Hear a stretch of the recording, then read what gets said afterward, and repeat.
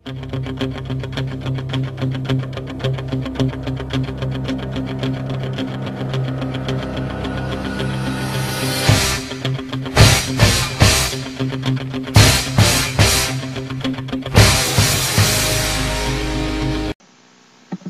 oplever det dagligt, men ved du egentlig, hvad det er for et fænomen?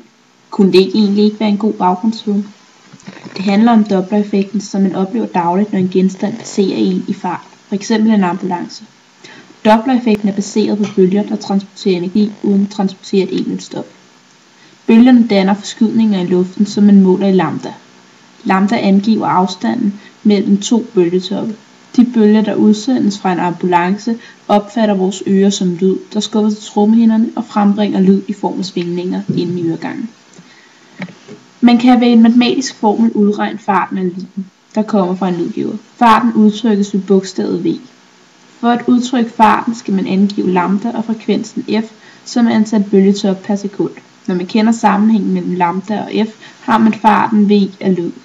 Hvis vores lydgiver er i hvile, gælder V lyd lige lambda gange f. Men hvis vi har f.eks. en ambulance i bevægelse, som bevæger sig væk fra os, vil det resultere i, at lydbølgen formindskes med farten u. U er den konstante fart legemet bevæger sig med.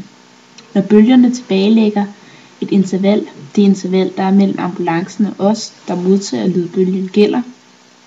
Men bevæger man sig nærmere ambulancen, vil plus u erstattes af minus u, da bølgehastigheden forkortes med genstandens hastighed og dermed giver en kortere bølgelængde.